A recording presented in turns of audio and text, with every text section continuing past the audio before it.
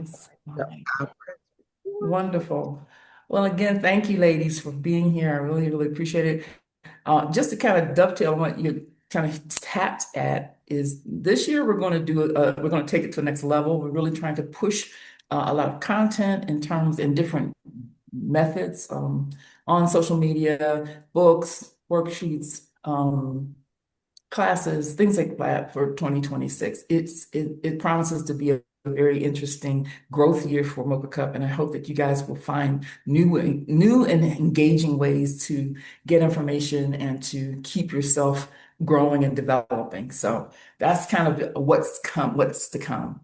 So today we're just going to be a laid back day. It's exceptionally warm in here, and I'm rethinking my whole sweater choice this morning, but we're going to work through that.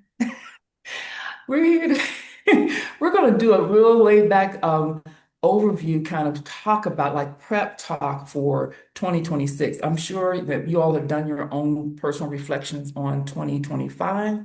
And if not, we'll do a question and answer at the end of this so you can feel very comfortable. If you feel comfortable talking about it, we can do it here. It's fine with me. But just kind of getting an idea of getting our heads in place for what 2026 will look like inevitably in some ways.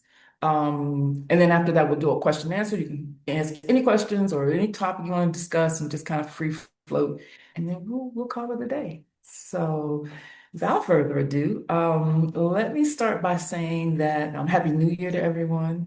2026 is promising to be a very different kind of year. And I really, usually we all get the pep talk and we set the goals and we do the things. But one of the things that I've been impressed with about this coming year is that it will be a year of extremes. It will be a year where all of the things that you have been learning and teaching yourself and growing through in therapy and other venues will come into play for real time in real time. So up until this point, most of us have had the opportunity to build resilience and build capacity based on what we've been through in the past. It's almost, I call it a museum kind of resilience, where we look at the past and we say, I went through that, and wow, that was tough, and now I'm stronger. Or I went through that, and I've come out of it stronger, and I had greater capacity to hold big things and difficult things. And all of that is true.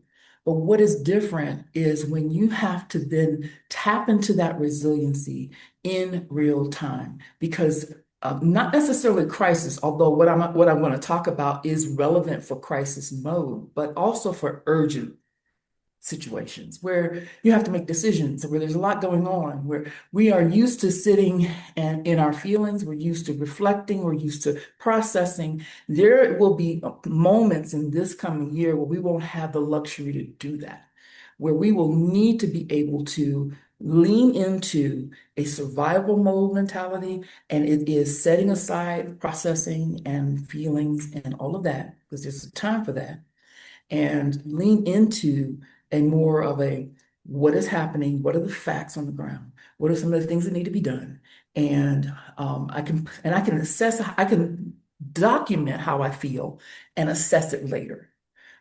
And so this is going to be a year of extremes. It's going to be a year of very high highs, very low lows. And if you get stuck in either one of them, it's going to make it difficult for you to be able to actually practice or bring into reality the fullness of that resilience and that capacity that you have so practiced and mastered to this point. And so I want you to be thinking about how I can hold big things, hold a lot of information, and be able to keep my sanity. Like there's compartmentalizing of that information, and then recognizing what I know, what I need to know, what needs to happen, and then how I feel about it, all of it emotionally. I can just jot that down, come back and discuss it later, or process it later. And from that, let me see if I can share my screen really quickly with you. I've been in the process of writing a couple of books, and there's a series called the Compass series. And this particular one is the Clarity Compass. It's transforming panic into powerful planning. Because one of the things that people tend to do is when seasons shift, when things get different, like we were used to things being a certain way, and now everything's kind of being upended. The first thing people do is panic. Well, I don't know what to do because everything's changing, everything's different. I'm being asked of different things in different ways that I'm not accustomed to, I'm not comfortable with. And so this is about laying out a compass.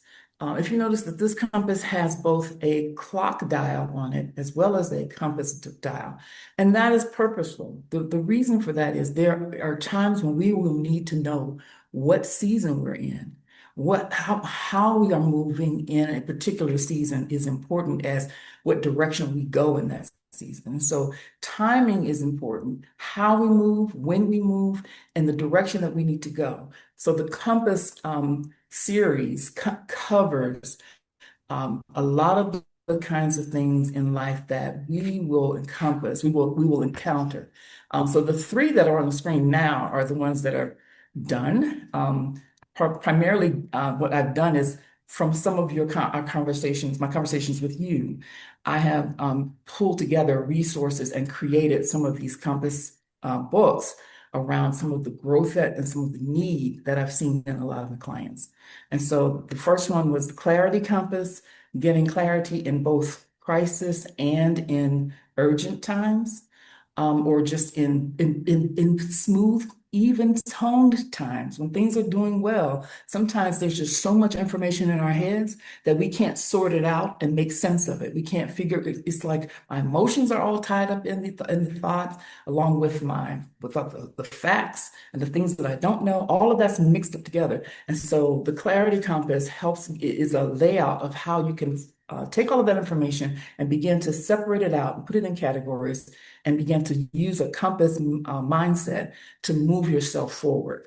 The grief compass, and Joyce, this might be for you'd be I'd be more than happy to share the grief compass with you. So you can share it with your daughter if you like. I just wrote that for my sisters. The passing of my sister-in-law. I have three sister-in-laws, and they've been like sisters to me, so I call them my sisters.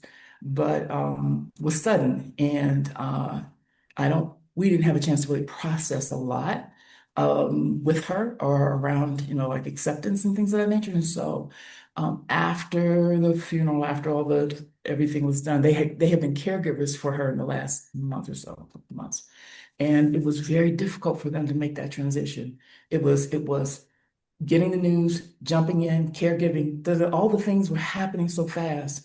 And so once it was all over, it was crash time. And they started worrying about whether they were okay, whether they were safe, and all the things. And so the grief compass really lays out what is I want to say proper grieving because grieving is unique, but there also are signs and signs of where it goes into a different kind of concern. And so if you're not seeing those red flags of concern, give yourself grace, step back into that. There's also an assessment link for anxiety and depression so that you can monitor yourself through the process and feel confident that, okay, I'm able to kind of monitor how I'm going, what my progress has been, in case you're worried that you might be going too deeply into complex. And so there's a lot in that book that came from the heart, and that helped them to process. And so I'm sharing that with everyone as well. And then the connection compass is for couples. And couples, particularly couples who find themselves late diagnosis of neurodivergence. Some of us have been living, our partners have been noticing, you're just different. I respect that. I love you for it. You're quirky or whatever those words might be.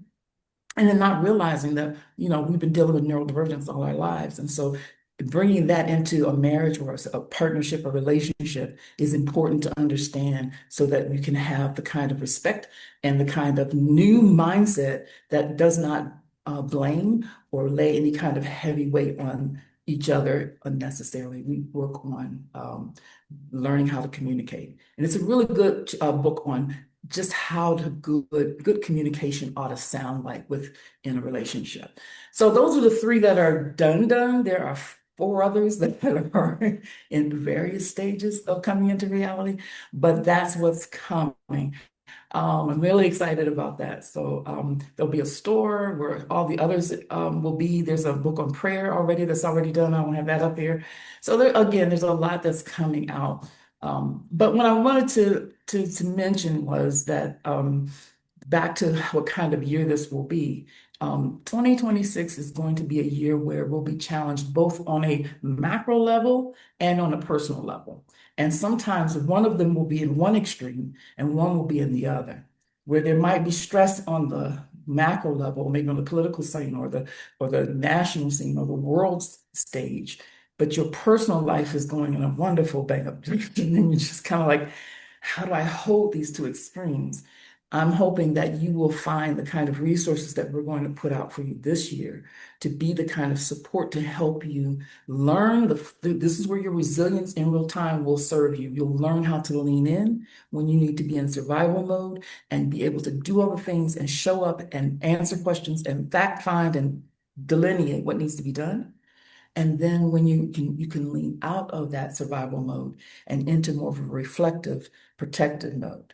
It is a flexibility, this flex that we haven't as collectively talked a lot about in therapy, in a therapeutic world, because our society has been pretty stable. And so as things begin a little bit difficult, maybe challenging, even on a personal level, it might be challenging. There might be situations where we have to show up for others or even show up for ourselves in ways that we didn't have to do in years past. And I want you to not be shocked by that. I want you to understand that seasons change. And with that comes the capacity to grow even in new ways that we never thought before. And so what we thought we understood resilience to be, what we thought we understood capacity to be, will will grow exponentially this year. And I don't want anyone to be surprised with Mocha Cup. I want y'all to be like, we talked about this. I'm ready to go. And so that's kind of the gist of it. I have I think Shannon, you put the copy of the crisis compass in the chat. So each of you have a copy of that. So you have that for yourselves today. Is an excerpt from the book. So hold on for the book, but today you get the actual tool. So anybody have any questions, any thoughts? On the grief, um, is it just, could it be used for any kind of loss, or is Yes. it specifically around a person? Okay. It can be any kind of loss because particularly this writing talks a lot about multiple grief, multiple levels of grief. So you might have lost a job, but you also may have lost a loved one. You may have lost, your community. You may have lost, a lot of different types of losses that happen simultaneously. Sometimes one loss will trigger the loss of other things. And so that really does help you to kind of see it in a global manner and have an approach that can handle that on a global way. So yes, it will help you. Anybody else? Any other questions?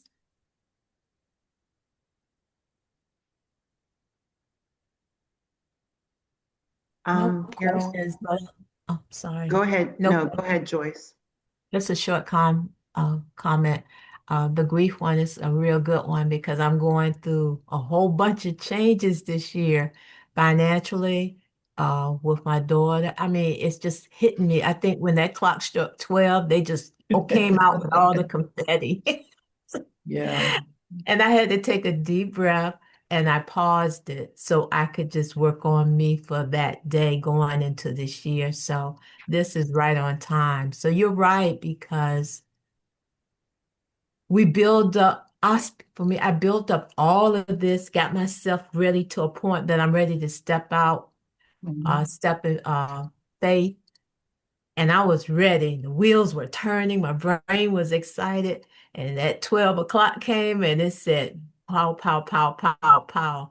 So now I have to refocus, not refocus, but just slow down, take a deep Mhm. breath and Mhm. go through the motions and decide which ones I'm going to work on first. Yep, that's Because, exactly right. we kind of try to do everything all at one time, and then we got more stuff that we add on, and then we got more Right. stuff we add on. And for me, I'm like, you know what, forget this, but not this Mhm. year. I'm just Yeah. going to go in and just deal with it. So I'm glad that you shared this with us. I'm excited about this. Yeah. I I'm really am. good. Thank you. Absolutely. Absolutely. Yep, you're right. It's like the clock. It was interesting because it seemed like the end of the year brought a lot of things that would allow the beginning of the year to just kind of start off in, out of the box, really just wow. I don't remember the day that when we left the US, we had our dream home. We had looked for this home forever. And I was like,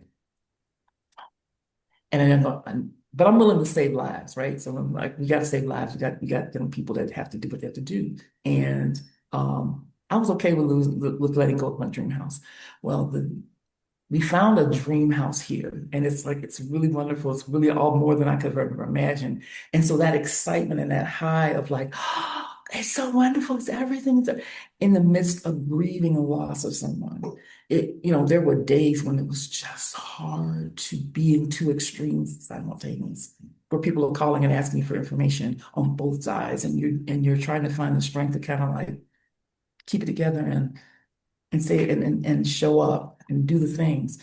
It taps into something super deep in us that I don't think we've had to tap into before. Made me think a lot about how um, our grandmas and grandpas and great grandmas and stuff dealt with pressure and change too, because they didn't have therapy and community and I mean they had community, but they didn't have as much of that. Let's talk about how you feel and all of that kind of thing. And they got through it. There was a resilience in them that was just in real time, in real life. Like, I don't know that there was a conversation about how you got through it before and that's how you're going to get through it again. They would just show up for the day strong with here's what we're going to do. And so there's something about that that's kind of reminiscent of, that is reminiscent in my mind of what we're about to enter into, this idea of just reaching deep down inside and pulling stuff up that you didn't know that was there. That kind of strength that shows up in times when you're like, whew, if I had to figure that out, that would have been like not going to happen. And yet something much deeper in you. So you will see yourself grow in ways that you never imagined. And it will be both reassuring and exciting and both also hard. There'll be things that you can't really say to everyone about anything, any one particular thing, and you'll have to kind of hold that information. Takes a lot to hold that. And so just the newness of what these new challenges will bring out of us. It's easy to talk about, it's easy to talk about on paper and all the things, but to live it in real time, that's where the growth happens. And so I want you all to feel supported in that. And when you feel that you're going through that, I want you to know that this community is here for you. You don't have to bear it alone. You don't have to feel like you can't talk about it. I want you all to feel connected with each other in that way because it's a part of healing as well, to be able to know that I'm not, it's not just me, something's wrong with me or something's happening just for me, to me. It's happening in different ways in different people, but the season itself is changing. And so that part I want you to be aware of. When seasons change in the life of individuals, in the life of a area, in the life of a country, you can feel the shift. It's something hard to describe, but you'll know it and you'll recognize that the things that were permissible, the things that were easy to do, the things that were just not a big deal before become a big deal now. And so being mindful and being cautious about how you, as you make your choices, as you make your decisions, I want you to feel confident that you can make decisions that are intentional, that have been well thought out, that are, and that you are able, here's where your strength is going to come in. You're able to disengage your emotion from it. So, and set it aside and say, there's a time and a place for me to feel what I feel, cry my tears or whatever I need to feel, and process. That time is not this right now. I'll do that later and postpone it, put it on pause, and be able to just show up in strength and know I can handle facts. I can handle decision making. I can even handle the unknown because a lot of times you'll have facts, but you only have some of the facts. And you'll have to kind of operate based on what you kind of know and hold space for what you don't know until you get that information. And so being able to do those two things is a skill that we are going to learn this year. It'll be a good year. It will be a good year. It just will be a year that will be very different than what we're used to a good year looking like for us. Any other Okay, my questions? question, my question is my audio okay, Carol? Yes, you're perfect. Okay. My question is about, I've been feeling this weird feeling of um, like the internet and social media is like underground and like living in the real world is above ground. And I don't mean that in like a negative way, because obviously we're on the internet right now. But it seems like when I come into real life, I feel like I can breathe, like I'm talking to people, I'm looking at them. And I would like to stay more in that space, Mhm. but it feels so necessary to go into, I'm just gonna call it the underworld because I don't have another word. I'm okay, the portal, that's how it feels. It's like, okay, I'm Okay, gonna go into the portal. going to the portal. Yeah, it's like I'm going into this other place so that I can like do my job, do my work, communicate with people, learn about, the news or AI or whatever. But it feels so much better not being in the portal. So the past, I don't know, week or two, I've been trying to figure out how to balance staying more in real life, Hmm. but still being able to, I mean, realistically, we all have to be in the portal now because that's where everything is going down. Yeah, that's But true. I feel better in my body when I'm, Yes, in real life. Yeah. yeah, I don't know if What is it that you feel when you're in the portal? you know. I feel like I'm gonna bump into something I don't want to see.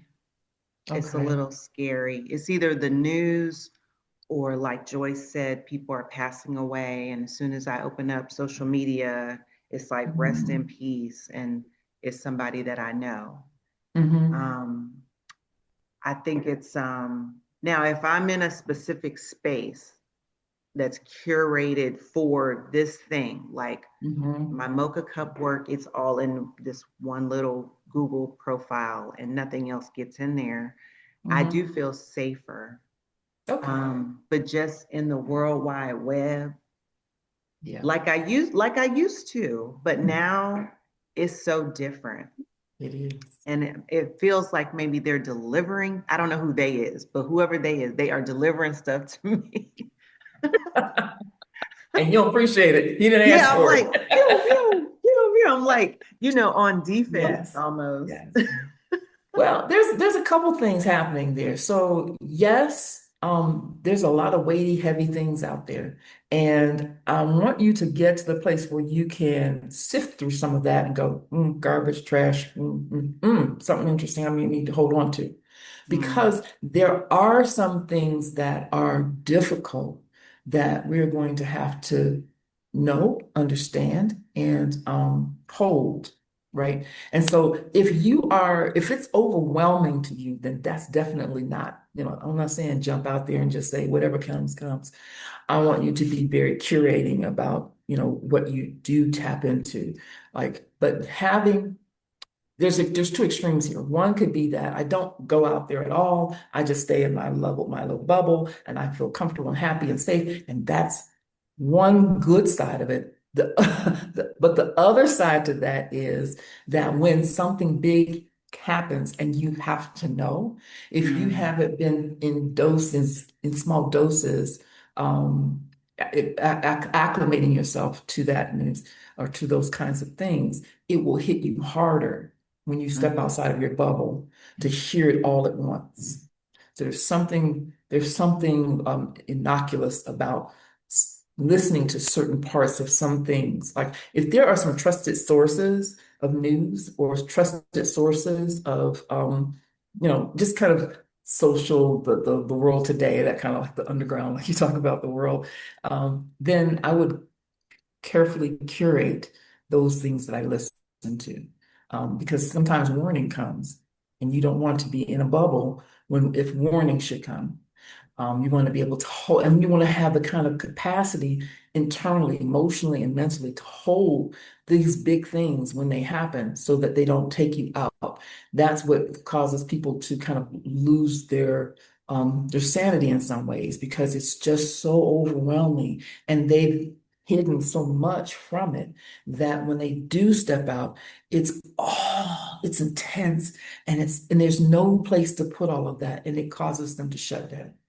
So be careful, try to figure out a balance and continue to work on that balance throughout the year, so that you are not overwhelmed by a bolus of information all at once. You want to be able to say, I've kind of heard something about that. And I can even see the headlines and go, that's enough of that.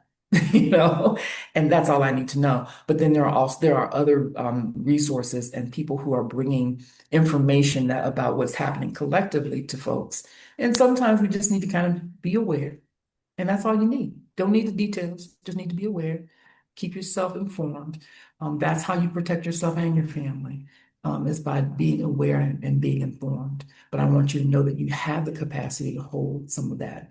And I want you to be able to lean into it and build the strength to be able to hold it so that at some point you can say, I'm going to be out here with the best of them.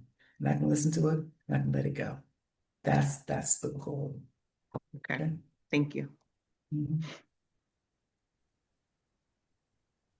I Mhm. think to piggyback on Shannon, I've been going through the same thing, and my friends, they don't know how to pick up a phone anymore. I mean, they know how to text, but they don't know how to say hello, and they put all the information and what's going on social media. So by the time I find out about anything, because I don't go into social media that much, I go in for things that I know that I am, is good. It's Mhm.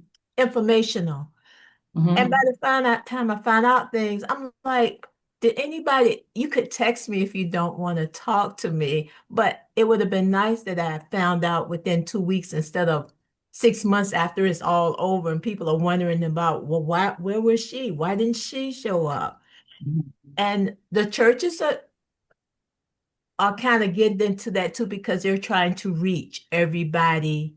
They're trying to bring people back into the lost souls. I'll say it like that. Mhm. Mhm. But sometimes you forget that a lot of people are still not on Facebook. They're not on IG. They're Mhm. not on that. And that's young and old. It doesn't matter what age you are. Right, And when right. you get That's all of true. that combined, you have to take a break for me to get away for it because as soon as Mhm. you think about something or you're going through something, you click on that social media, but it seems like it's a whole bunch of the same thing that you're going through, and you have to be strong enough to step away. Away. So I have asked my friends in a text message for this year going forward, if anything is going on that I really, really need to know, then if you do not feel like calling me, send me a text message. Just let me know. And then Mhm. I can proceed the way I can. But I'm not going to Mhm. go on Facebook every morning to see what's going on in everybody's Right. life. I have a lot Exactly. going on now that I'm working on for me. So Mhm. I'm not Be gonna be more. honest. The only thing I do check now is the Mocha Cup. I check Shannon when she's doing her workouts and stuff. I tap into everybody, Carol or Angel, if I need something. Mhm. Both Carol, but I'm telling you, it can blow your mind, and then you'll be into a mindset of like, what the heck is going on? But I Yeah. have to do that. That's me. I have to focus on me. I can't let Mhm. anybody focus, control what I have to do. So Mhm. I'm right along with Shannon. That I was like, oh my goodness, I shut it down today because it was just too much. Yeah, So it is. It I did is. I created a text that I can copy and paste. and send it Hmm. out today. That was a great plan. I can, yeah, it's That's a just great plan. I want to focus on everything that I need to do for me this year, you Hmm. know. So Yeah, you that's speak to one a of really the good things. point. You're needing to know, there's a balance between needing to know Yeah. and not knowing too much, and so being able to hold your sanity with all of that. And so there are some people that like there's a bunch of news places like 1440, I think it is, and a lot of news places that will curate and summarize what's happening in the world. And you get kind of sort of the local, and you get kind of the style and not style, but cultural things that are happening. You get the whole kind of buffet, if you will, of things that are happening in the world.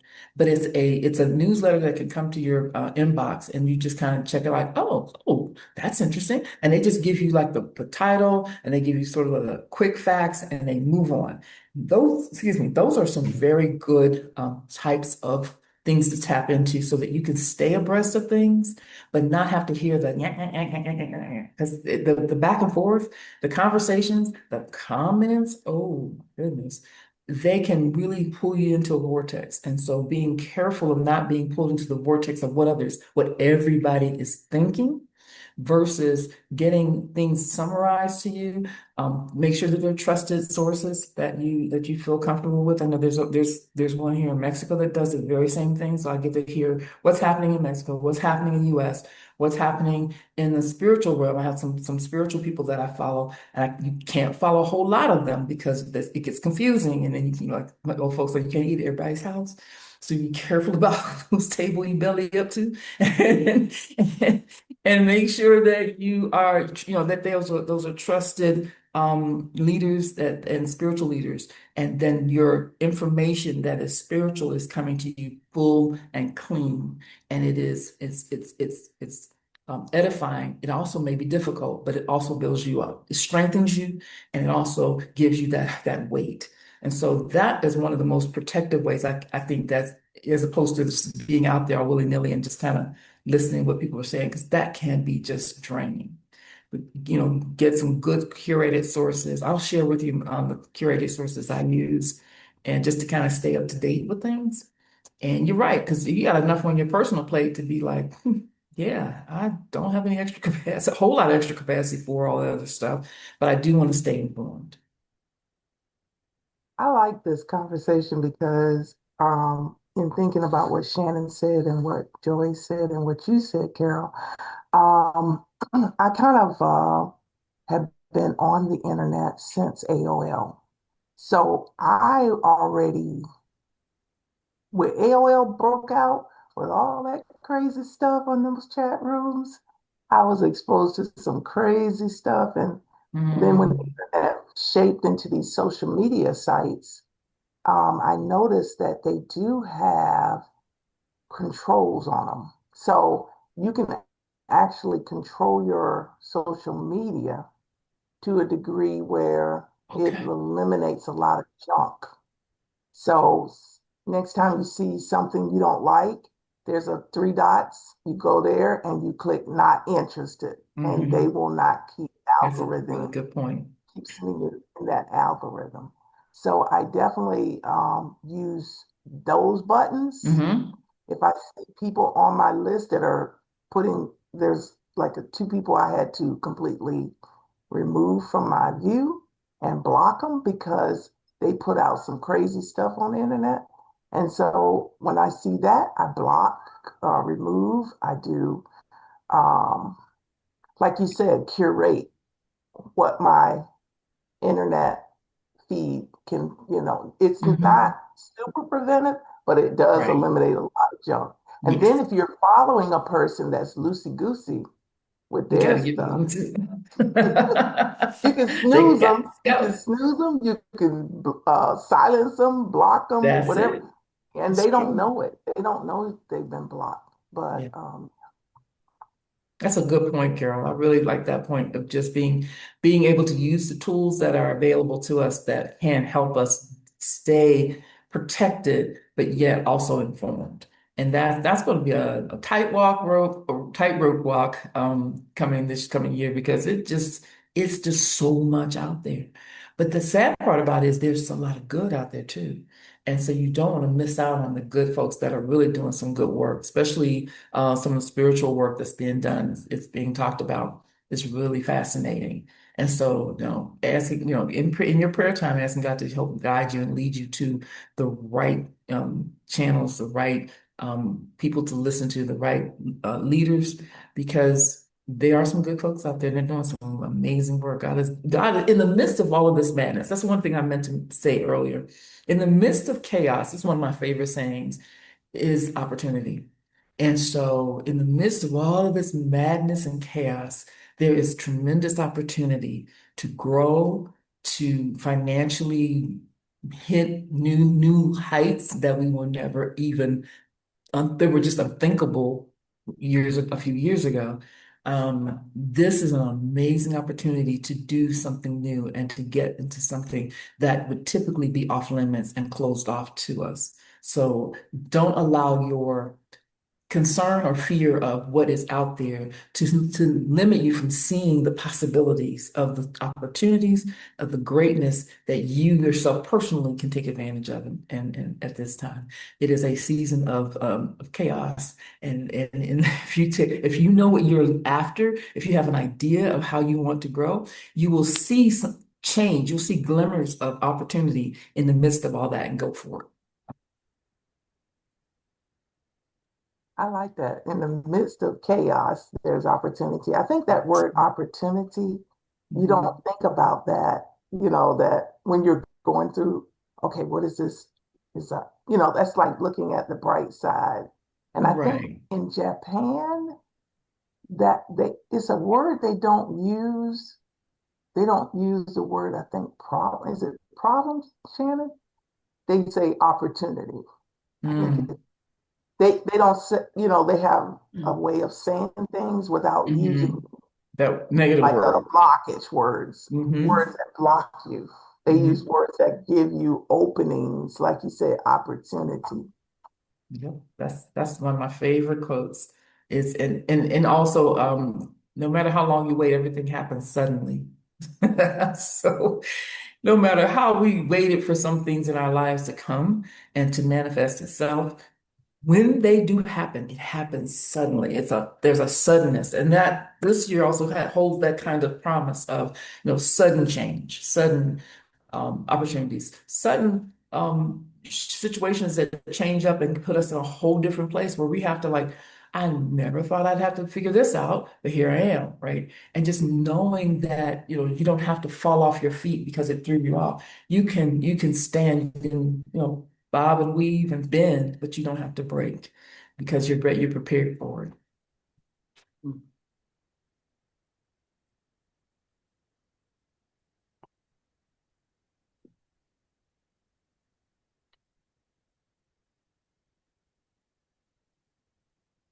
Anyone else? Any other thoughts, ideas, questions?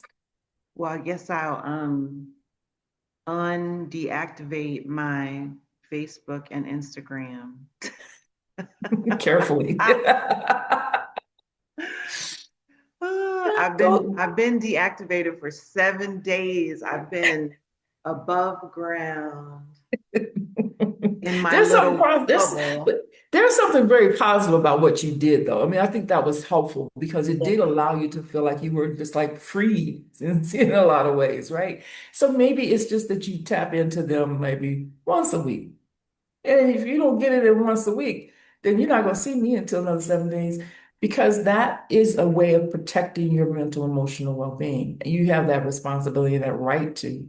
I think that that's a nice splitting the difference, if you will, so that you Okay, that stay makes informed. sense. Yeah. Because Joyce And brought well, up a good point. I'm trying to train some of my folks that if you want to reach me, send me a text or call me.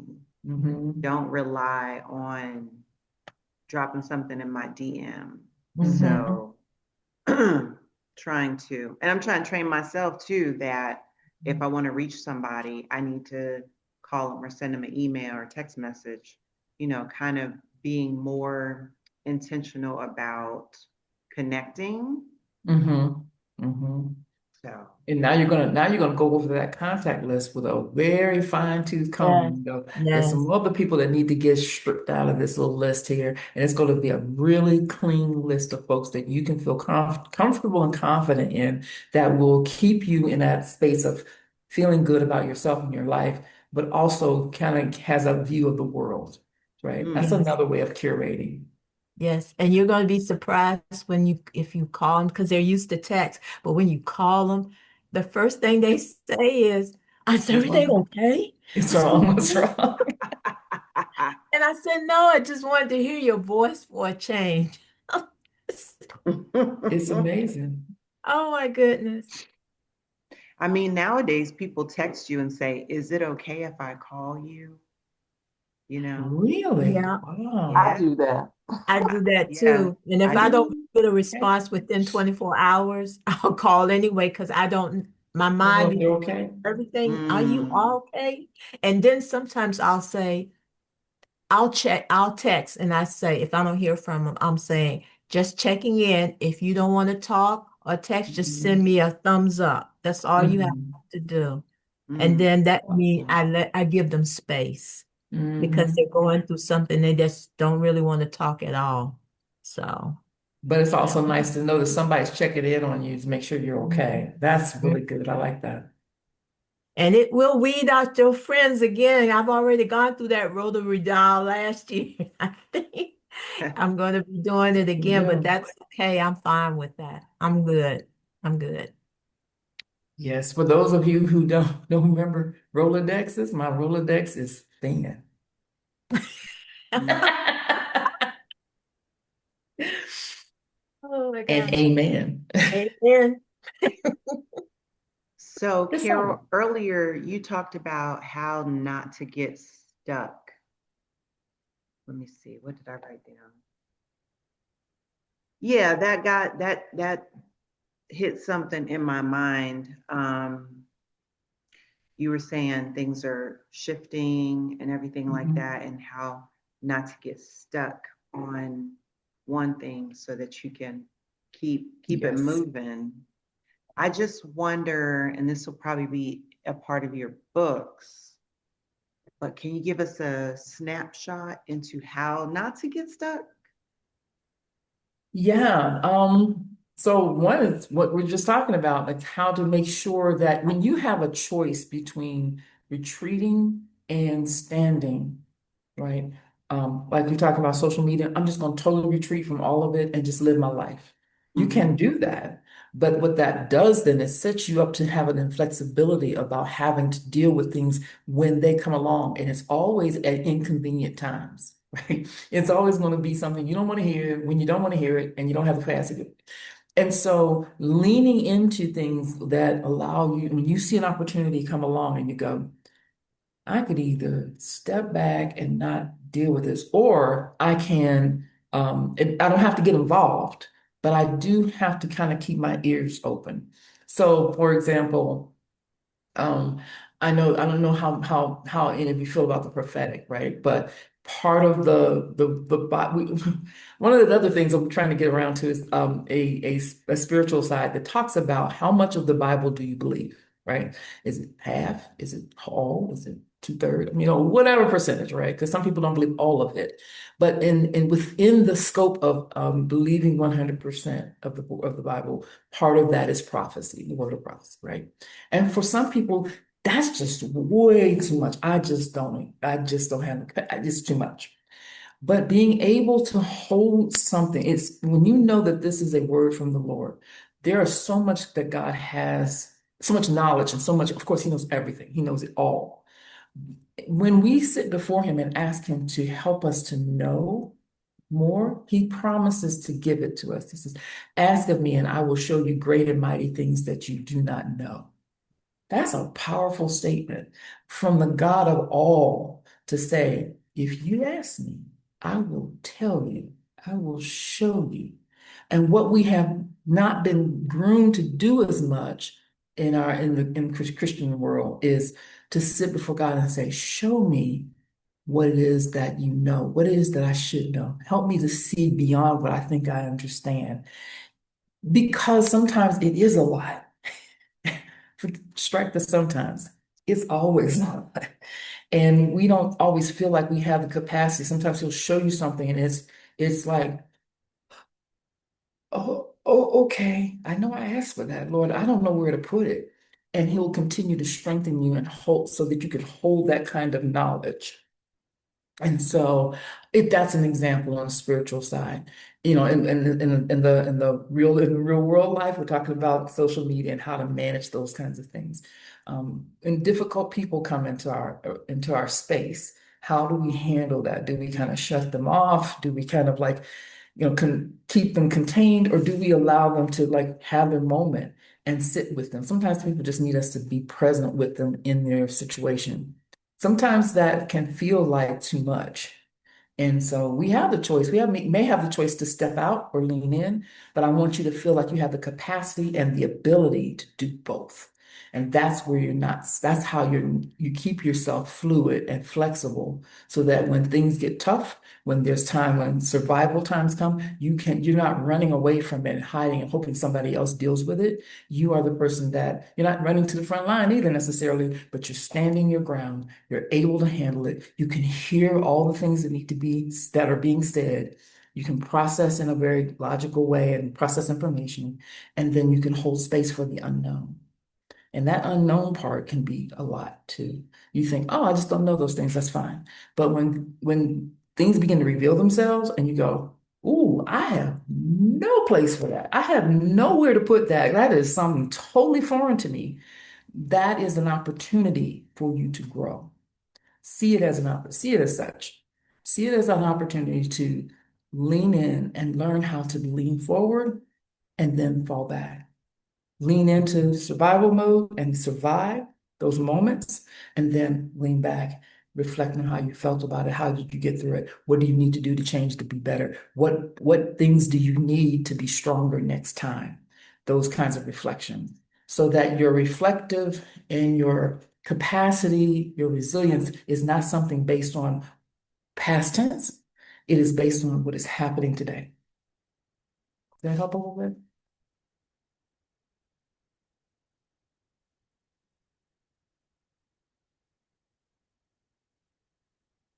Yeah. I think, when you first asked that question, um, it took me to an old, I don't know if I want to call it a saying or a quote, but that Creflo Dollar used to always say um, and he would say, when something happens to you, don't rehearse it, don't nurse it. I forgot the other two. Um, Curse it and reverse it. And so it was more of like a lot of times when things happen or we see things or we read things, we just keep going over and over. That's the rehearsing, right? We just Mhm. keep rehearsing it. And then, or situations, oh, I should have said, oh, I wish I would have done, right? Instead of just kind of like just letting it go. And that's kind of the part of like cursing is like, okay, you know what? That situation happened to me, bless that person, right? Or bless Yeah. that situation, or what did I learn from that? And reverse it. Mhm. And it's like, now what can I get from that? How can I be kind of going back to what Carol was saying about the opportunity in the chaos. Okay, this has happened, but now Mhm. what, how can I use it for my good? So one of my favorite scriptures is that all things work together, for good, like all things. And I always think about when something is happening, we're so caught up into what's currently happening, which it overwhelms us. It takes us almost sometimes we can't even breathe. It feels like it just takes the very life out of us.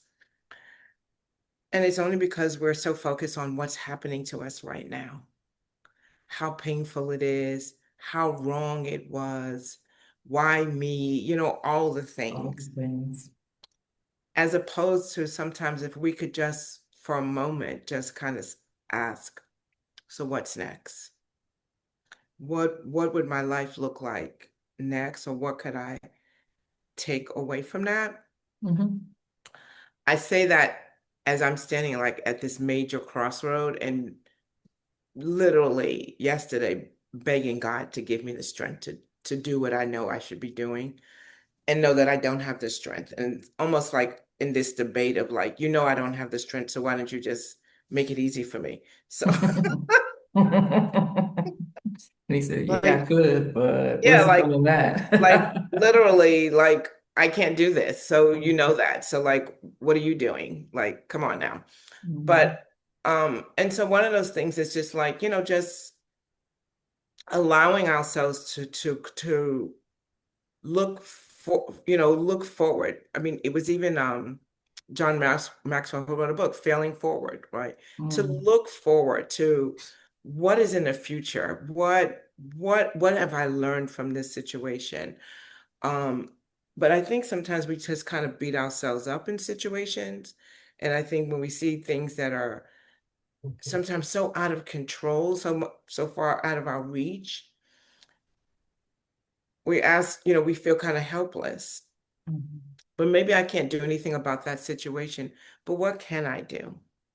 About maybe situations that are close to me. And I think about this one, I woke up to see that Venezuela president, Mhm. and I just thought, dear God, like what? There's nothing I can do. There's literally nothing I can do at this very moment. Um, but I think about all these people whose lives have been dismantled. So maybe all I could do is just pray, right? That's Yeah. all I could do is um, not only just, for mercy for them, but mercy for us, just because this is just the beginning. And, as Carol was saying, it was high. When you start talking about highs and lows, I thought that's a year of growth. That's growth. That's about growth because we don't grow. Growing and stretching and it's painful. So if you're going to have highs all around you while something internal is low, that's tough. That's growth. Mhm. And vice versa. If things are, how do you celebrate your joys and everything is happening when your bestie is going through the worst time of their lives? Yeah. So, so it's a lot, I guess maybe growth and balance, a life of balance. And maybe that's in Mhm. the midst of highs, these extreme highs and lows. What God is teaching us is how to live a life of balance, how to be a base and a bound, but being a base and a bound in a balanced manner. Mhm. A good point. Thank That you for is sharing that. so good. That's so good. And it Mhm. brings me back to really getting into the word because that's the stronghold when you do have the highs and the low. And I've noticed that in the last few weeks, especially last week, I was talking to my cousin last night and he said, "How can you remain so calm?" I said, "Because I'm getting a sense of peace in my life now. So instead of letting the outside world come in and try to mess with my brain, I just devote some time." And I talk to God, just like Sable said, I just say, "Okay, God, you know what? I got this long list right here. Can you pick at least three things off of it that I need to focus on today because I don't know which one to work on." And Mhm. it's just, and then I just put it down, and then it just comes to me, what I need to focus on. And Mhm. sometimes it's something that's not even on my list. Wow, that's powerful. Yes. So I know I'm connecting and it's like a hunger to connect more because I want to get centered with everything that's going around. I still have hope because God has the final say so. And Yes. like Stable said, ain't nothing I can do about what's going on in the world, but just to Yeah. pray, just to continue to pray and to talk to people and to share, not to try to get them to join a church or do anything, but to share how I'm finding my peace and hopefully it'll help them. Because I'm telling you, there's nothing we can do about what's going on in the world. It's nothing but just pray. So I appreciate, I like what you said, Sadie. That was right on point. It It was right was on point. balance. everything that everyone said so far this morning, it's like God said, since you can't really think about what is going on and you can't focus on getting yourself together, I'm going to put these sisters around you that will give you words of wisdom so you Okay. can meditate on that and keep on moving forward. Yes, So ma'am. thank you. This is why I love this because we share. A lot of people don't want to talk. They don't want to be open. They Yeah, feel like sometimes they're going to say something that's going to hurt someone's feelings. But how do you know unless you say it right, in a way that is encouraging, not to attack, but right. in a way that's encouraging? So I I think all think, the sisters here bring the sense of intent, good intent. yes, And you feel that. You yes, feel like, okay, even if it's something that feels heavy or feels, abrasive or something, the intent of the heart is to just share and hopefully it edifies somebody. So yes, yes, it's a good point. yes, Also, what you were talking when you were talking, say, well, you reminded me of. I remember when I first started, I was working at BetterHelp, and BetterHelp had prided itself for being a service, international service, and they offered mental health services to those in war-torn countries. Remember that? And so I was one of those therapists that had folks in Ukraine. And I remember when this was when the Ukrainian war first broke out. It was about maybe 6 months old at that point, and the bombing was happening and all of the things. And I had about five ladies, and each one of them, I don't know that I ever poured a drop of anything into these women because they were so steel-backed and strong. It was kind of like why I talk to you. What, what are you telling me? I'm going to live my life. And their motto was, I don't like what's happening, but I refuse to let it stop me from living my life. So one woman had her father and her fiance were both called to the front line. This woman picked up and moved and found an apartment nearby. So that when they got done fighting, they would come home and they would have a normal life. Because she said, I have a wedding to plan and I have this. And she went down this laundry list of things that she was going to do. And I said, and the bombing is happening like you can see it over there, like down the street. She said, yes. But if he thinks he's going to tear my life apart and make me stop because he wants to have a war, well, he's got another thing coming. I mean, I was just taken aback. You talk about resolve and resilience and capacity to be able to live your life in the midst of a war zone like that and say, fine, I'll incorporate that. I'll move my apartment closer to the war line so that everybody we can still be family. We can still have our time. We can still do the things that we had planned to do. Blew my mind. I was literally like, okay, ma'am, I appreciate you. Thank you. I feel like I need to pay her because I got so much out of that. And so I think about that kind of resolve, like I was talking earlier about the resolve of, our grandparents, our great grandparents, and how there was just sort of this we've got to survive. We've got to do what we have to do. And that also means that I cannot emotionally stay in a state of sadness. I cannot emotionally stay in a state of anguish.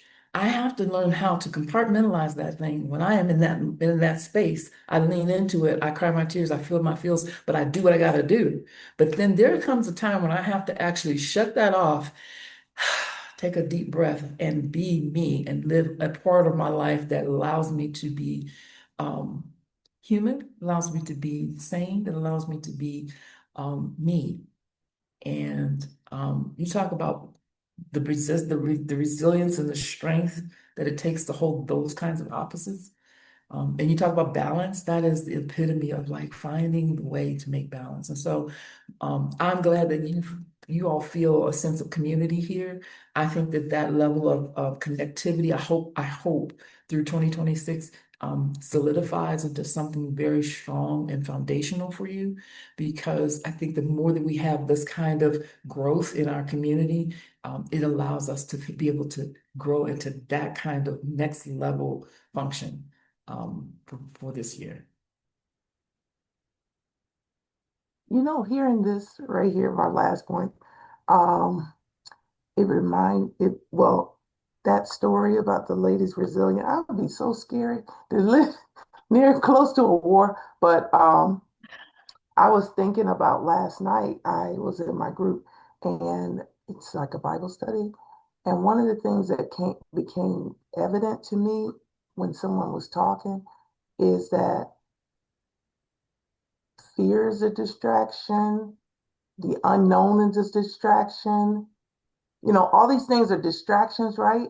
And but when you have God, an all-knowing, all-seeing God, that means you don't know, no. That's an indication you don't really have an intimacy.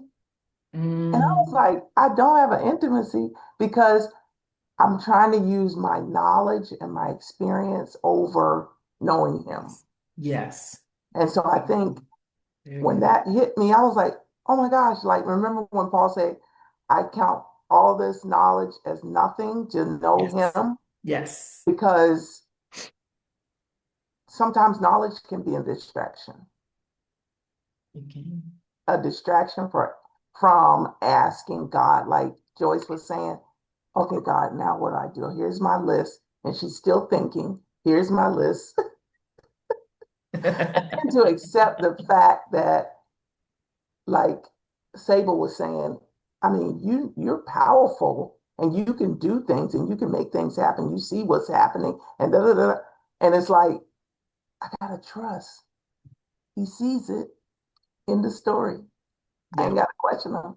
Yeah. I ain't gotta, I mean, I can pray to him and say, oh, here I am, God, confused as to how you're moving.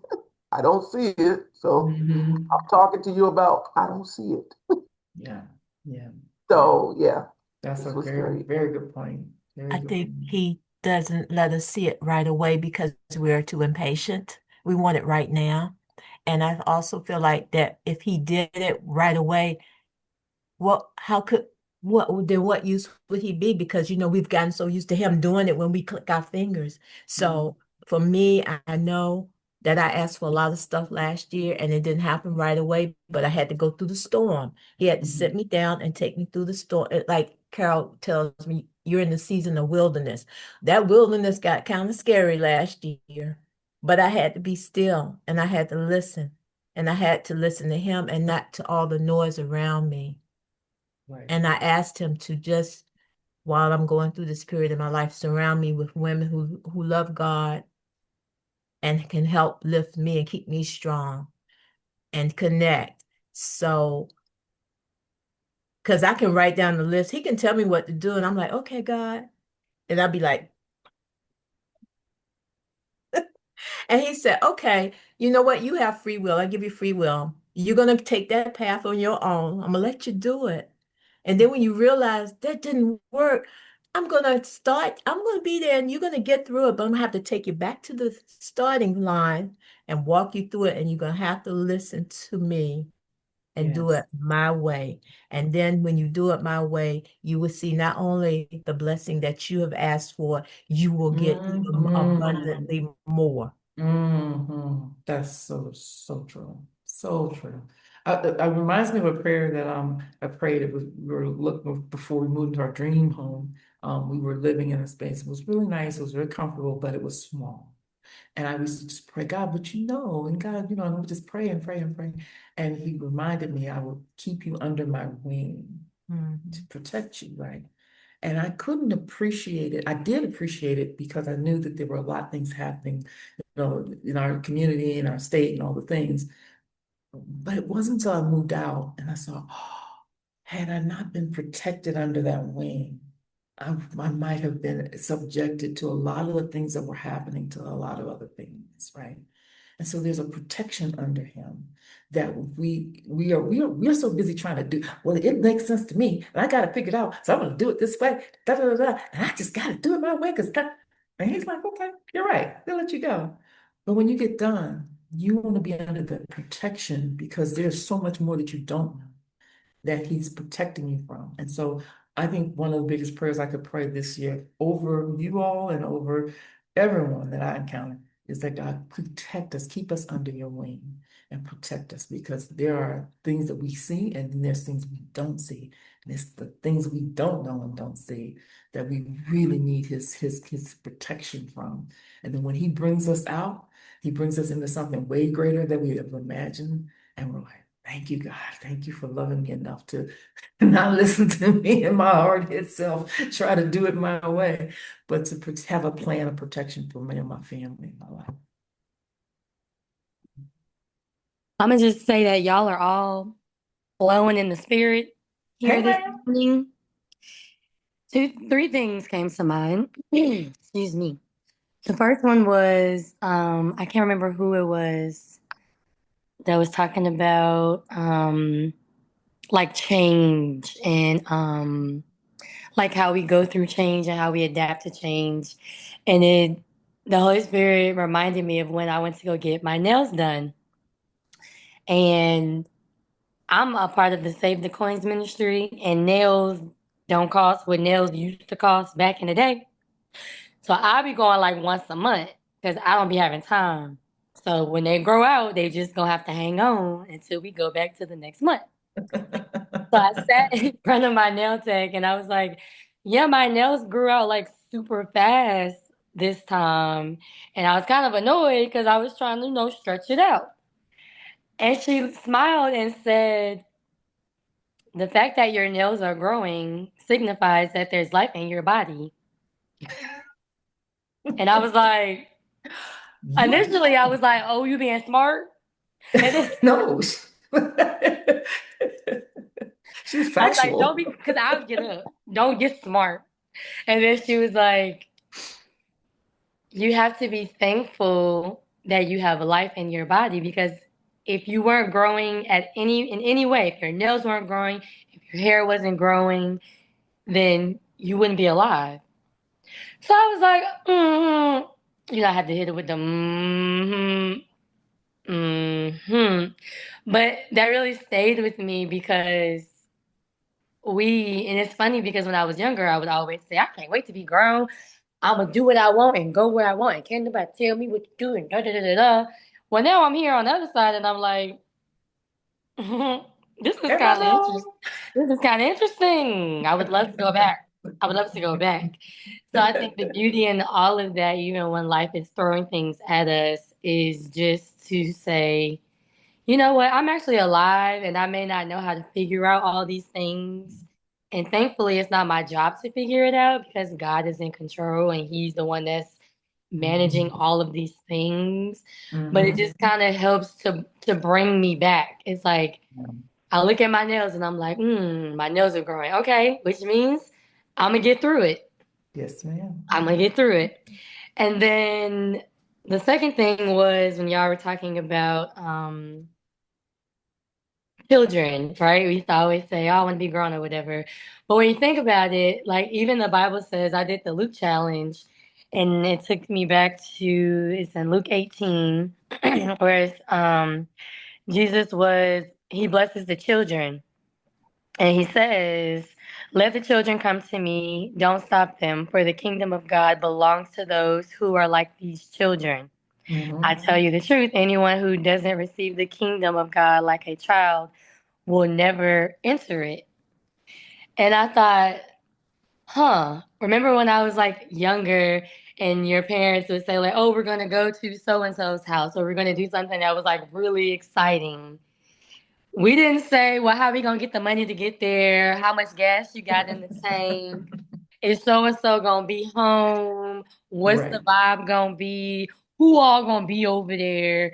We didn't think of any of that. We just know that our parents told us we're gonna do this on this date, and then we were just excited, and we didn't worry about all of the logistics. That's So true. even in 2026, like one of my goals is to have childlike faith.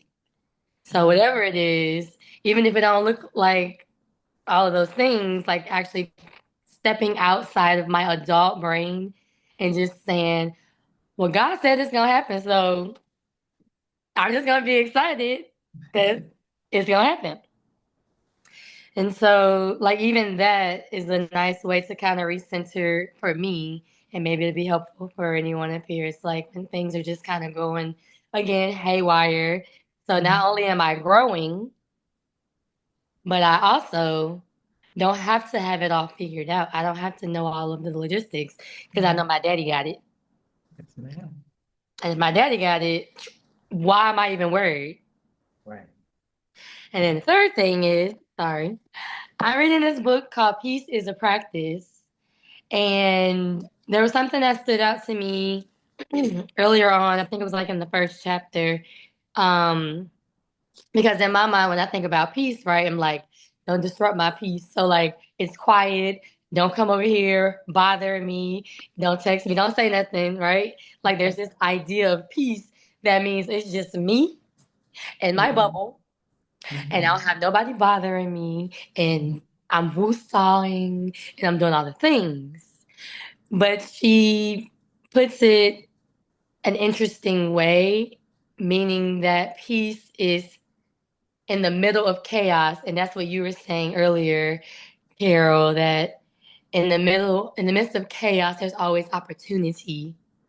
So even like when you think of a hurricane and all the winds and the rains and the destruction that's happening on the outside, the peace Enjoy. is in the center.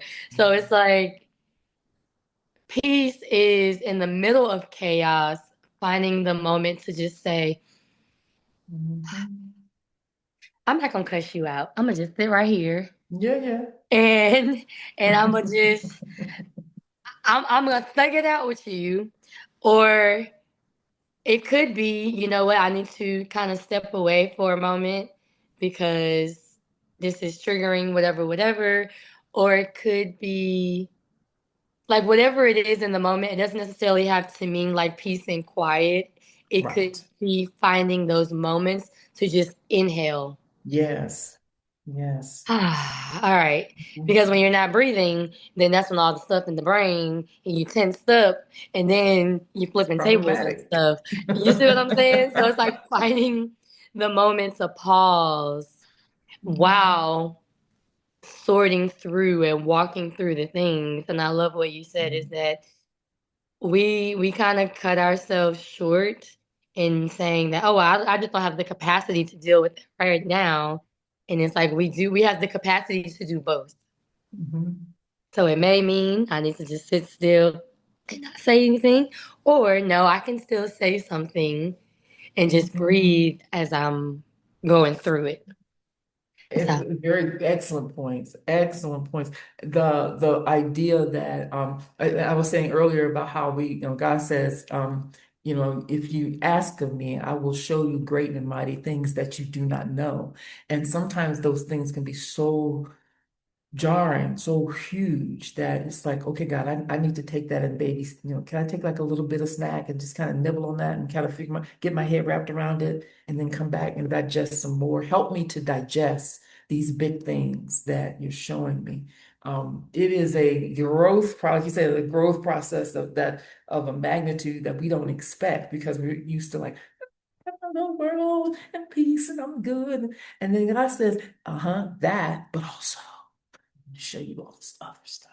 And I need you to be able to hold that understanding, hold that thought, and be able to, if you have to digest it in little bits, be on the process, be in the way of, or the habit of asking God to show me the big things and then teach me how to digest it and tell me how to hold it so that I don't, lose it because that's huge. It's powerful as a tornado is, the eye of the storm is a moment where you catch your breath, like you said, and because he's bringing you through the thing. But he gives you a chance in the middle of it to kind of like, okay, Lord, that was a lot. Okay, part A. Okay, here comes part B. Thank you for giving me strength, right? So I appreciate that. Thank you for sharing that. That was really amazing. And oh, by the way, if you don't want them nails to go, you need to stop using that castor oil on your head. I'm just saying. Oh, Yeah.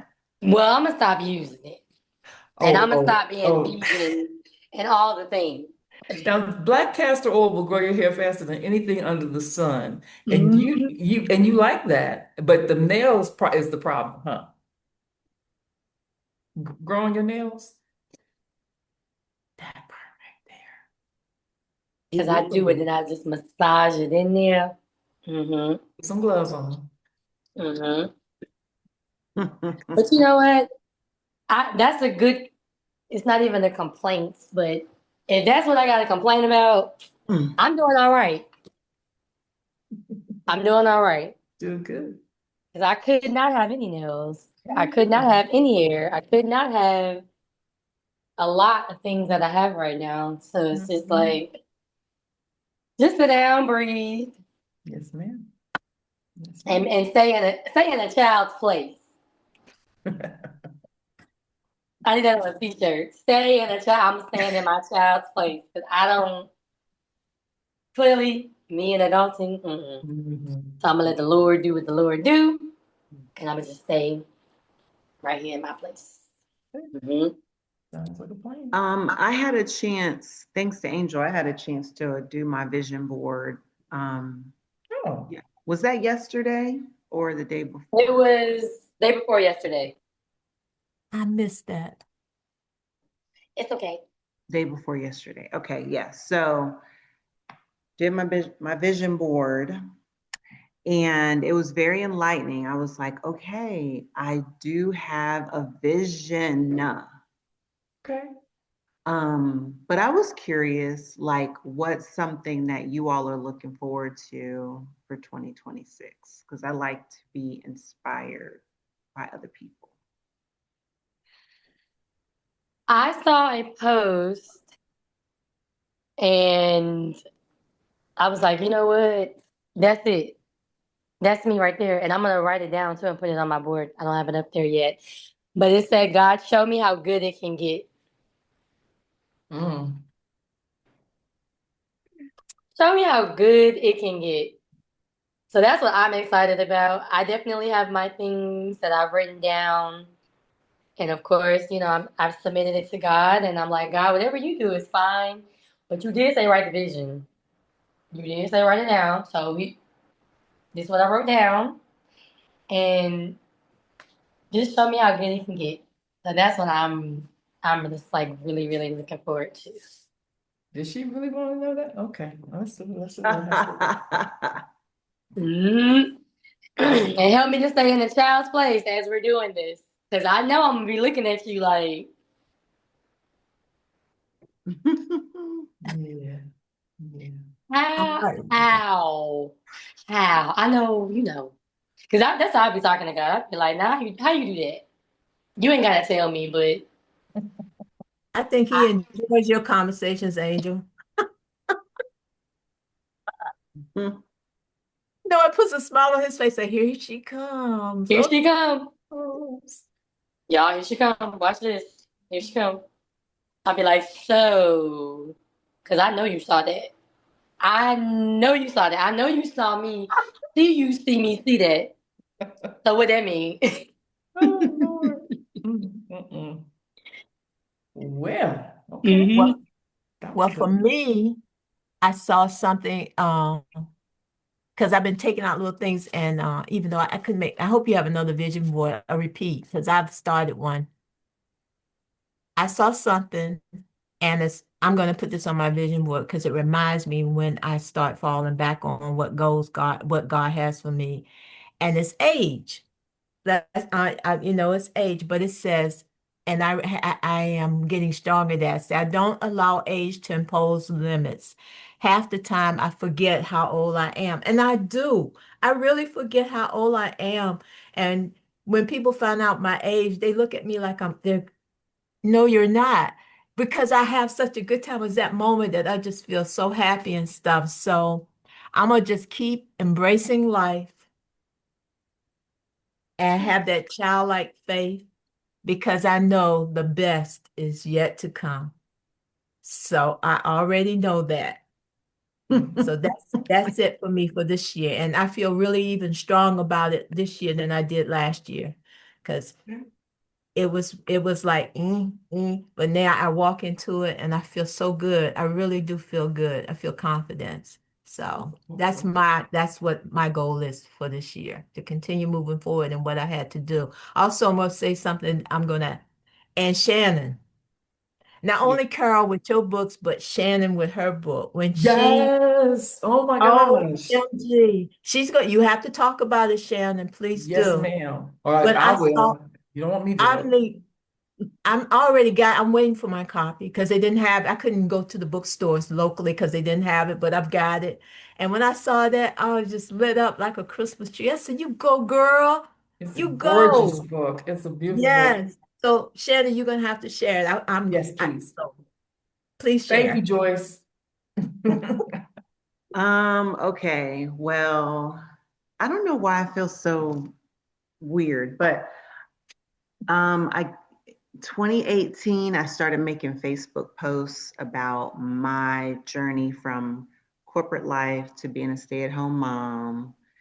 Long story short, I worked for the same Fortune 100 company for 12 years.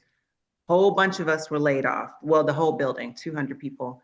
Some people relocated. I did not because I was 6 months pregnant. I was newly married. My daughter was a toddler, and we just felt like we need to stay here with our parents.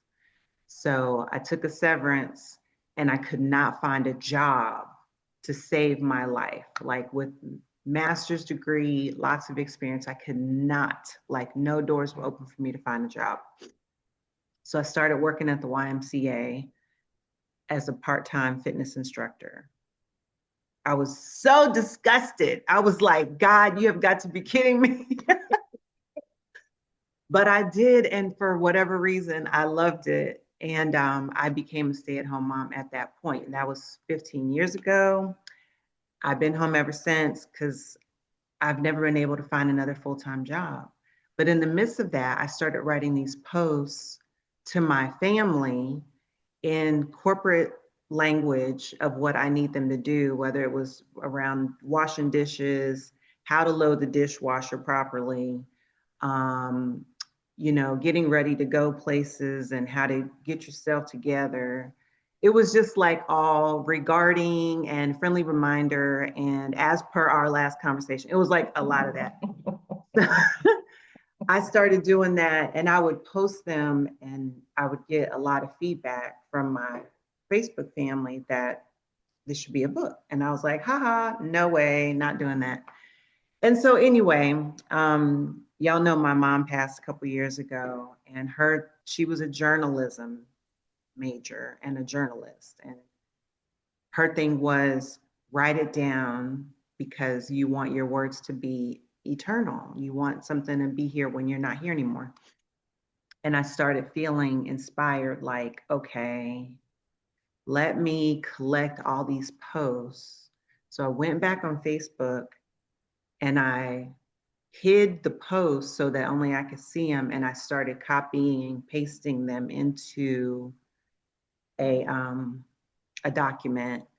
And I was like, oh my gosh. When I started adding stuff to it, there was like 300 pages of content. And it was just all about how my journey was raising my kids, being home when I didn't want to be home, doing a lot of things I didn't want to do, but doing it anyway. um, and just, it just morphed. And I put out book one recently, even though I feel like it still needs some work. I was just like, I'm just gonna go ahead and publish it because it's as much as I can get it to be at this point. So I put the book one out, and there's a book two that I need to finish.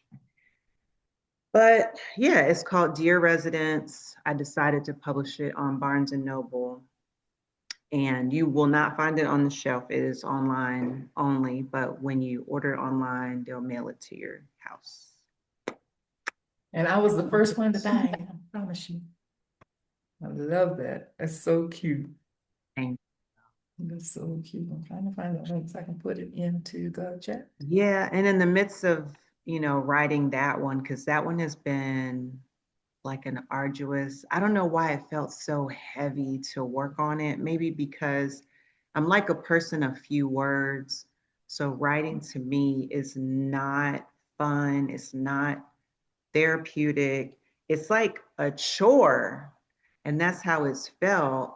But in the midst of that, I started writing other things. And I was like, oh, this is interesting. Mhm. So on my Amazon author page, I just have like all kind of publications of things that when I get an idea, I've just started do do do do do do do do do do do. And all of a sudden, if I have like 50 or more pages, I publish that bad boy and be like, book. And I'm praying like, one of these might be a bestseller one day, Yes, ma'am. Yeah, it was like New Year's Day. I said, this girl is serious. She's about to take 2026 by the throat. I'm like, She was I Like not was, I playing. Beyonce was dropping an suppressed. album I overnight. know, Carl. It popped up so fast. I'm like, what? I'm still struggling with 9,000 books that I still have to try. This girl and put that book out there. I said, I am so inspired. So inspired. I'm I'm like, gonna put the link let me here. read this again. This can't be right. I looked on the like, okay. Miss I had to Ma'am is drop the mic. serious about her I dropped the business. mic on that one. I am I'm not just so mad. proud of you, Shannon. Oh I my am so gosh. proud. thank you. Yes, ma'am. I wish it came easier to do, but I don't know. I don't know how to really work through that except to just keep trying. I'm frustrated because I'm gifted in a lot of ways, but I'm not gifted with writing. Eh.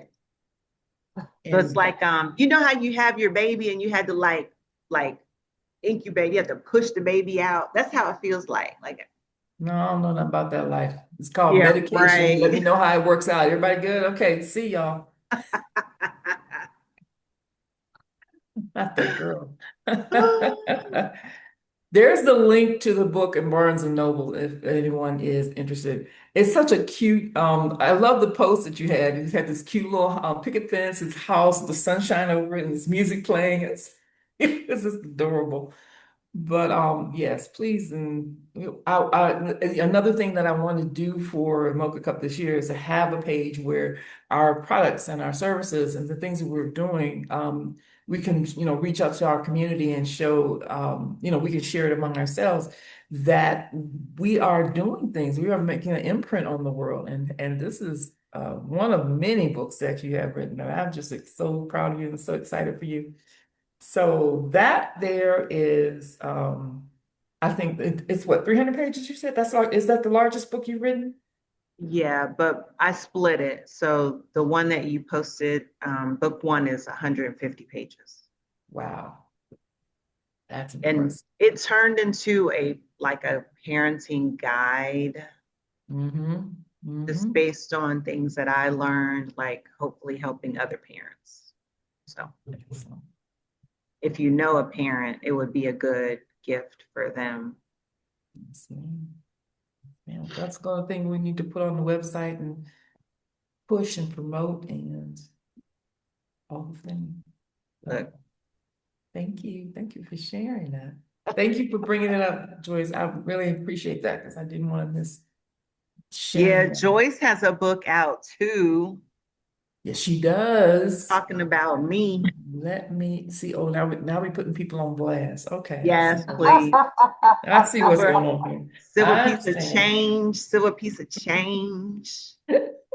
Yes, Talking that came out in about me. July last year. I was with a group of women 60 and older who Hmm.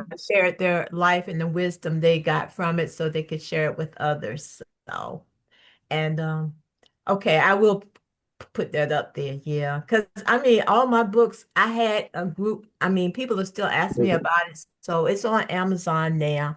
But I don't get it, Good. and I just want to share it, because it's so much wisdom, and we need to share it with everyone, no matter their age, of what we went through and how we made it through and stuff. And yeah, I did. I wasn't gonna do it either. I had to be pulled, dragged into writing that chapter, but I did it and I feel so good about it. So, okay, so you got me, Shannon. So, okay, we're up. We want up. Okay, All right, let's get okay, this link. Get this link. With that link, I got the link. okay. Okay, let me see. I'm on it. Copy it out. Here You we got go. it, Carol? Because I have it too. Yes, ma'am. I Okay. am There on you go. it. Yes, ma'am.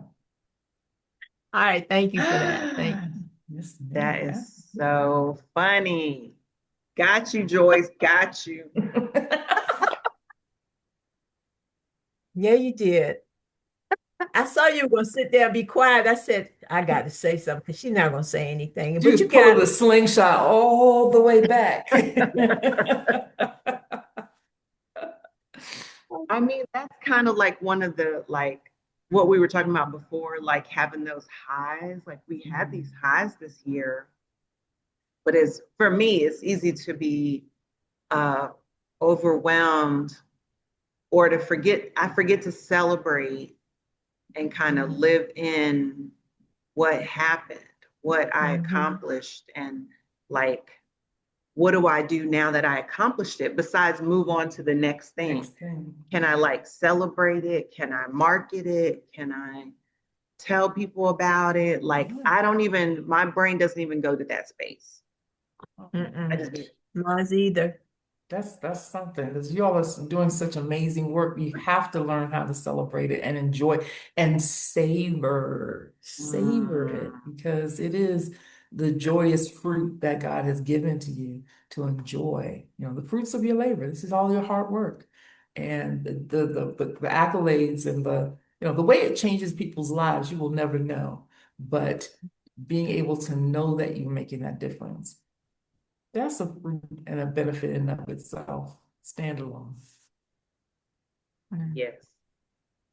I Yes, think Angel ma'am. was about to say something. Hey, Miss Angel.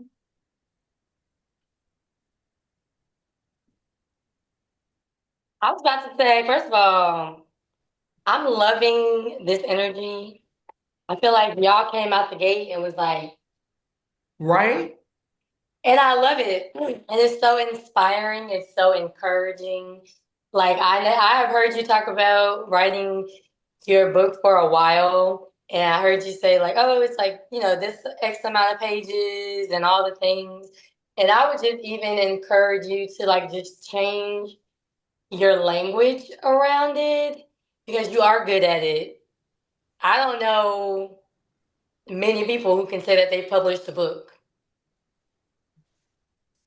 Right. I'm just saying, respectfully, it may take you a little more energy. It may take you a little more to get it done, but that's okay because one thing I know about you, when you have your mind on something, no matter what, you get it done.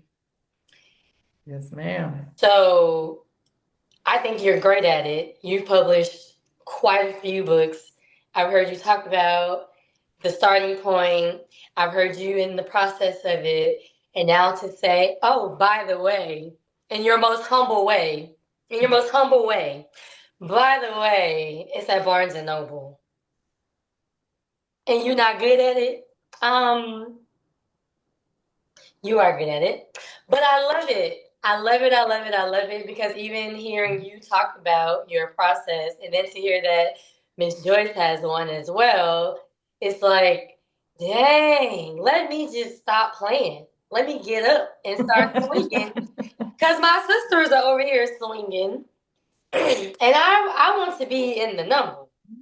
Yes, ma'am. I want to be in the number of making an impact and utilizing not just one gift, but the many gifts that God has given us. So I'm very, very proud and very, very excited for you ladies. And this is only the beginning.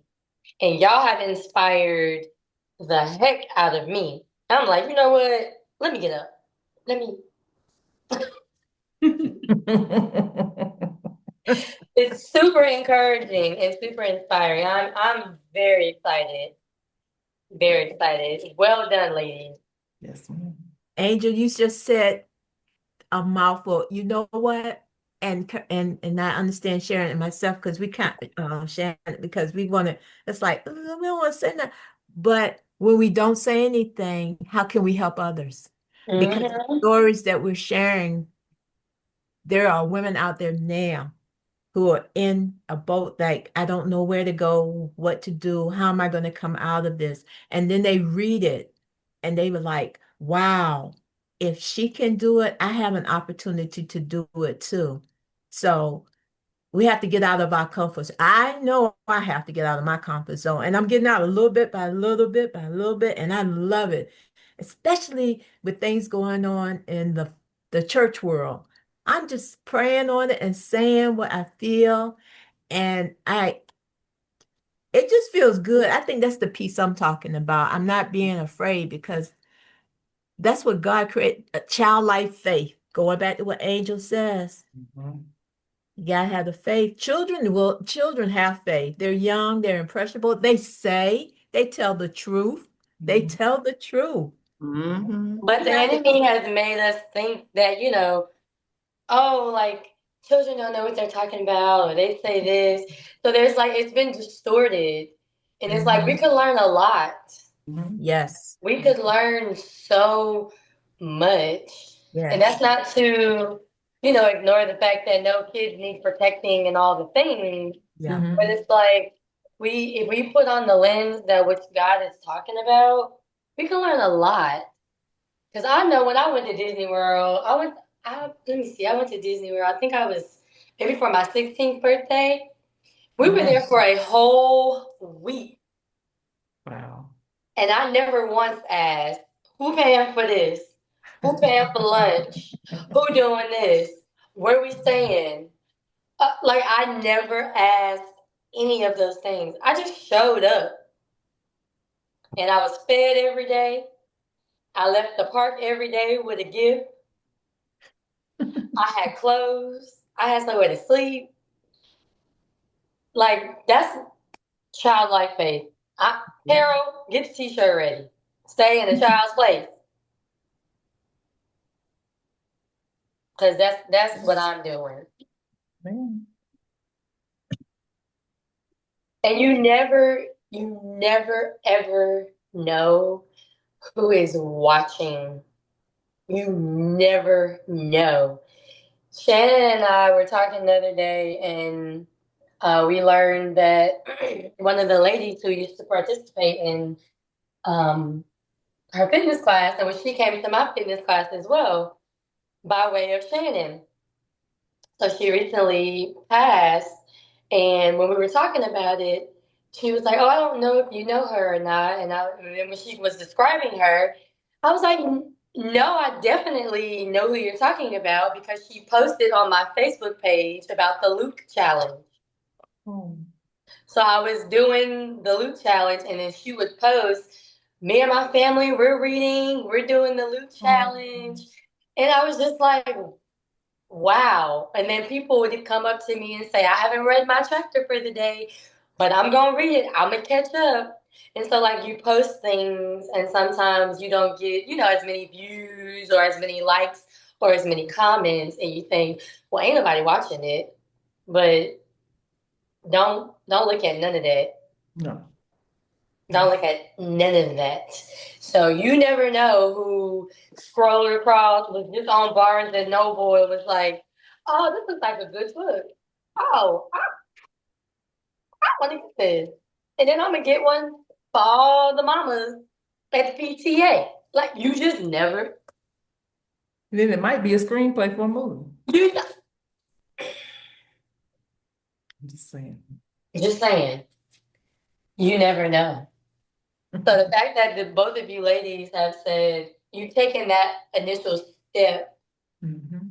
and just being obedient in what was on your heart to do, I refuse to believe that God is not going to continue to push that in the way that is destined for it to be pushed. Mhm. Man. All right now. But just invite me to the award ceremony. That's all I want. I just want to come and be like, yeah. I knew it when she first started. I was there. Oh, Mm. goodness. I love it. This was very insightful, very helpful. Thank you. I loved your comments, Shannon, about the Underground Railroad. Because sometimes I feel like that, and I think I've kind of taken it to the extreme where I'm like, I don't want to post anything because I just want to be present in the moment. But then Mm. it's like, just like having that good balance. Yes. Because even with me posting, like, hey, y'all, for December, we're going to just read a chapter of Luke.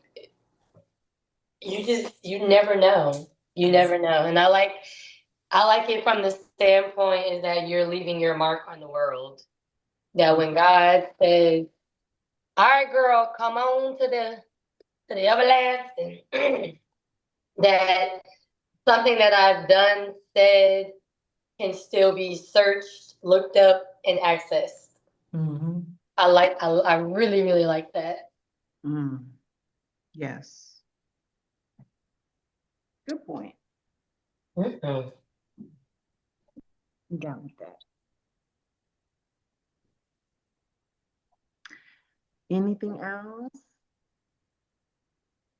Kay, did you want to tell us what to look forward to in the new year? Yeah. Oh, well, anybody else have any other comments they want to make? Carol Scott.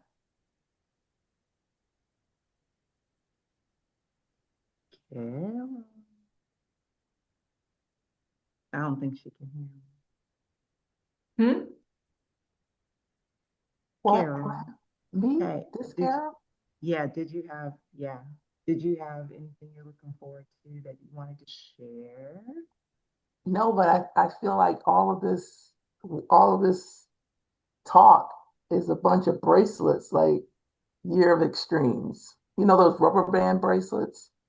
Mm. Hold space, Mm. pause emotions, like little reminders, like sift through.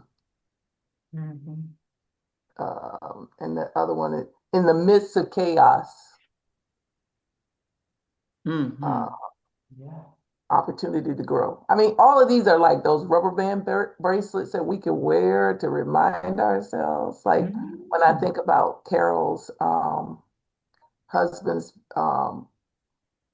app, like it teaches you to deal with certain things. And so you could take all of this whole chat, how to not get stuck, process stuff in bits. Um, and then angels, God, show me how good it can be or how good it can get. Mm-hmm. All of those bracelets, that can be made, those little rubber band bracelets. Mm. That's good. The store is coming. We need to do that. We need to do that. I think that's a good idea. That's one of the things you could put in the store, those bracelets. I really think you came on, Carol. Girl, look at you. Look at that. Look at all of the gifts we have here. Mhm. Yes, ma'am. It's time, y'all. It's time, ladies. We got to stop messing around. Seriously. And we got to keep each other accountable. That's the biggest thing. We have to. Yeah. I And had a be conversation this thankful. morning too about like feeling like when I saw Shannon's book, I was like, oh, I'm so excited for her. And then I started thinking, I don't have that ability to complete. I started feeling bad, like, well, Lord, what's wrong with me? How come I can't finish them? And it reminded me that there are, we all have gifts and talents, right? And Shannon has a gift of execution and completion. Mhm. Mm. And I don't have that, but I admire it so much. And I admire that tenacity and drive. And I'm like, oh, but see, but that's why he brings us all together, where we strengthen each other, right? Where we're strong in one area and other one lifts us up in other areas and so I thought that is another inspiration for the year where we as a community remember that we don't have to be good at it all, that we have each other, that really can lean in and say, hey, let me help you with that, or I can help you with this. It just is such a blessing to be among sisters that can lean in and lift up, us up on our leaning sides and Yeah. help us to accomplish and achieve those big things. 'Cause so I will be calling you, Miss Ma'am. I'm just putting it out there for you to know that up front. Another book, A Gift of Execution. Gift of execution. Yes, Ooh, ma'am. That's a ooh. strong title That right one. there. Ain't That's a it? strong title. Woo. That is. That is. Like Carol, Begs to be wrote. Hmm? Carol, we need your expertise, Angel. I mean, hey, start off with a small one, like Shannon did, and move up. Move on I'm up. telling You you, got something to share? Angel, your dancing, Yes. I have, you know yourself, you have a story to tell. You have helped so many, Mhm. so many. You got a story to tell. Carl, look at you just take little things that we say and you turn it into opportunities. You do for others, but where's your opportunity shining at? Have Okay. It's an time for you to opportunity. shine too. It's time for you to shine. Because you're like me, we're in the backdrop, everybody else shining. Mhm. But we help them to shine. So it's time to open that light up now for real. Good. For real. We got to take this on the road now. Hey, On the road. To on go the I road. to know, A I know we're conference? wrapping, but Not I a have to conference. say this is something funny. Angel and I were on the phone the other day, and we said we were going to start a funeral home. And That's funny. we gave everybody a job. Okay. Oh my goodness. Angel was going to work on the programs. Joyce was going to talk to the bereaved family. Carol was going to do the therapy for the grieving. Carol with a K was going to work on the website for the funeral and all the the streaming logistical service. information. I was going to do the back, like admin stuff. My husband was going to preach the eulogy. Who else Oh. did we had it all worked out. Sounds Okay. good. I Full like, service. I kind of like that idea in a crazy sort of way, but it does make sense though. It We Yeah, makes went sense. all the way Crazy down the Nate. rabbit hole. We went all the way down the all the way rabbit hole, down. all the Mhm. way down. It was Wow. hilarious. We had somebody singing. I forget who was singing, but we had Yeah, somebody. somebody definitely was. I don't know who was singing. Yeah, we had it all mapped out. We was Oh like, my you know God. what? That's a good business. It really is. I mean, now that you broke it down, it really is, and very Yeah, much okay. needed. Very Okay. much needed. With all of No, our so funny. skills. We would always be in business. You know what, Yes, Angel? ma'am. Oh my gosh, you're right. All right. We were so serious. I know. That's the We were funny like, part. I have a so friend that has his own funeral home, so y'all can consult with him. He's really nice. Man of God. is he single? Oh, I was just asking. Married. Hey, Angel, that's right. Step out in faith, girl. 'Cause hey, it doesn't We were hurt to just ask. asking. We were just asking. Even if it's not for me, I know There you quite a go. few single women. I do too. All You right. never know. wow. We're Carol Davis. Any final words? It's just a joy to speak with you all and talk with you at the beginning, at the top of this year. It's such a refreshing time. We always have a good time. So I'm thankful that you all came out and just brought your smiles and your comments and your energy and your presence. I appreciate it. Thank you, thank you, thank you. And let's go get that bag, get that coin. Yes. Oh my goodness. Let's go get it. Let's go I'm ready. let's I'm get it. ready too. We might have to have another discussion amongst us about that We idea. might have We to. might have to do that. We need We to might really, have to. really seriously we need to Okay. talk about that in detail. That's a good idea. Hmm. Look at the rabbit hole y'all just opened up. So Shannon, you got to look on the calendar and see when Carol and all of us can talk about that seriously. I Okay. don't think we should I'm open. put it on the shelf. I think we need to talk about it seriously because it's needed. It really is needed. And if we can do that, If we do a virtual vision board party, I think Ooh, that'd be nice. I, she did an amazing Your job. sound's going out. your sound just went. Oh, I was gonna ask Angel to do a virtual vision board party Okay. Yeah, that would be fun. Yeah, so we can all participate. that's a great idea. So I'm we'll try in. to get that together. Okay. I'm in. Yes. I'm in Okay. 100%. Sounds I'm like a down. All right, y'all. Down for the cause. I'm out. if Love all hearts and you. minds are clear. If all hearts and minds are clear. Love y'all. Love Love you. Have a you. Love you blessed guys. Take Bye. care. day. Bye.